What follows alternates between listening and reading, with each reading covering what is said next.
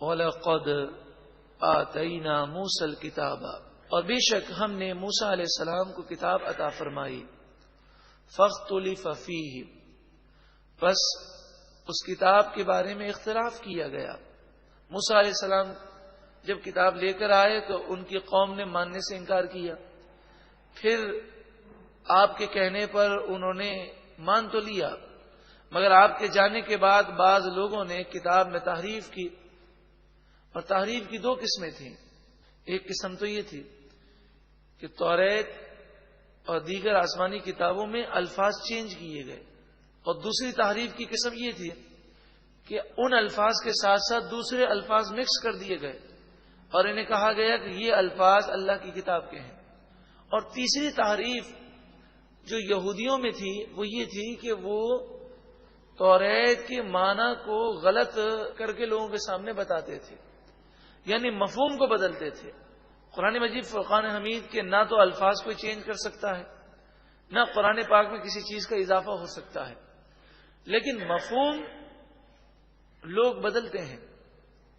ہاں یہ ضرور ہے کہ بنی اسرائیل میں یہودیوں میں جب یہودی علماء نے مفہوم کو بدل دیا تو جو صحیح مفہوم تھا وہ ختم ہو چکا، لوگ اس تک رسائی اور پہنچ نہ رکھتے تھے. لیکن یہ قرآن کا معجزہ ہے. الحمدللہ صحابہ کرام نے اور تابعین نے قرآن کی خدمت میں وہ محنتیں کی ہیں کہ آج بھی ہزاروں کی تعداد میں تفاسیر موجود ہیں جس میں صحیح مفہوم بیان کیا گیا. اب چونکہ لوگوں کی معلومات بہت کم ہے تو وہ کسی تقریر کرنے والے کو، درس قرآن دینے والے کو قرآن کا خادم سمجھتے ہیں، لیکن در حقیقت وہ قرآن کے نام پر مفہوم بدل کے لوگوں کو گمراہ کر رہا ہوتا ہے. تو وقتی طور پر جب تک صحیح معلومات نہ ہو، احادیث طیبہ پر نظر نہ ہو، تو وقتی طور پر انسان گمراہ ہو جاتا ہے. جب تک وہ کسی صحیح عالم سے، مفسر سے قرآن کی تفسیر نہ سمجھے یا احادیث طیبہ یا صحابہ کرام کے اقوال پر وہ نظر نہ کرے. تو اللہ تبارک و تعالی نے اس پیاری کتاب کو ہر قسم کی لفظی تبدیلی سے محفوظ رکھا. لوگ اس کے غلط مفہوم کو بیان کرتے ہیں، مگر صحیح مفہوم بیان کرنے والے علماء حق قیامت تک انشاءاللہ موجود رہیں گے. وَلَوْلَا كَلِمَةٌ سَبَقَتْ مِن رَبِّكَ، اور اگر آپ کے رب کے کلمات، آپ کے رب کا کلام سبقت نہ لے گیا ہوتا، لَقُضِيَ بَيْنَهُمْ، ضرور ان کے درمیان فیصلہ کر دیا جاتا. مراد یہ ہے کہ اگر اللہ تعالی نے یہ وعدہ نہ کیا ہوتا کہ میں کل بروز قیامت ہر ایک کو اس کے اعمال کی سزا دوں گا جو اس نے برائی کی ہے، قیامت کو دار الجزا بنایا گیا. اگر ایسی بات نہ ہوتی، دنیا دار الجزا ہوتی، تو پھر کافر کو فوراً، گناہگار کو فوراً گناہوں پر دنیا ہی کے اندر سزا دے دی جاتی اور ان کا کام تمام کر دیا جاتا. لیکن اللہ تعالیٰ کی مشیت ہے کہ اس نے دنیا کو دار الامتحان بنایا اور آخرت کو دار الجزا، نتیجہ وہاں سنایا جائے گا اور گناہوں کی مکمل سزا جو ہے وہ وہاں دی جائے گی. وَإِنَّهُمْ لَفِي شَكٍّ مِّنْهُ مُرِيبٍ، اور بے شک یہ لوگ ضرور اس قرآن کے بارے میں ایک ایسے شک میں مبتلا ہیں جو شک دھوکہ دینے والا ہے. من عمل صالحا، جو اچھے عمل کرے، فلنفسہ، تو وہ خود اپنے بھلے کے لیے اچھے عمل کرے گا.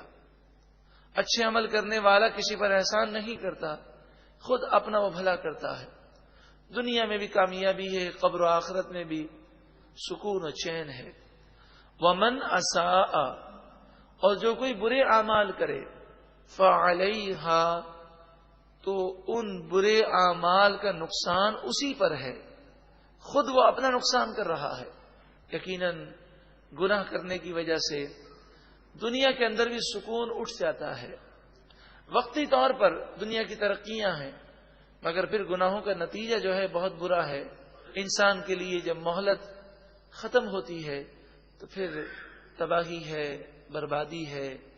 پھر انسان یہ کہتا ہے نعوذ باللہ من ذالک، بعض لوگ بے ادبی کرتے ہیں، کفریات بکتے ہیں اور کہتے ہیں اللہ تعالیٰ نے ہم پہ ظلم کیا، ہمارا مال لے لیا، ہماری اولاد کو مار دیا، ہمارا یہ نقصان ہو گیا، اتنی دعائیں کی.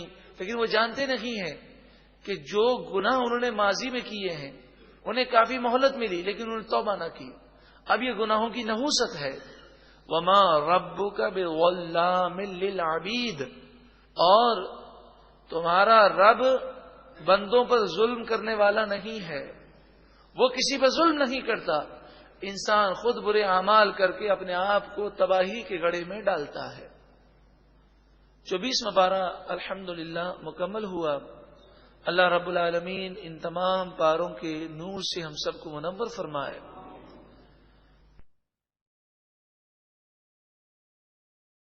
وَلَقَدْ آتَيْنَا مُوسَى الْكِتَابَ، اور بے شک ہم نے موسیٰ علیہ السلام کو کتاب عطا فرمائی. فَاخْتُلِفَ فِيهِ، بس اس کتاب کے بارے میں اختلاف کیا گیا. موسیٰ علیہ السلام جب کتاب لے کر آئے تو ان کی قوم نے ماننے سے انکار کیا. پھر آپ کے کہنے پر انہوں نے مان تو لیا، مگر آپ کے جانے کے بعد بعض لوگوں نے کتاب میں تحریف کی، اور تحریف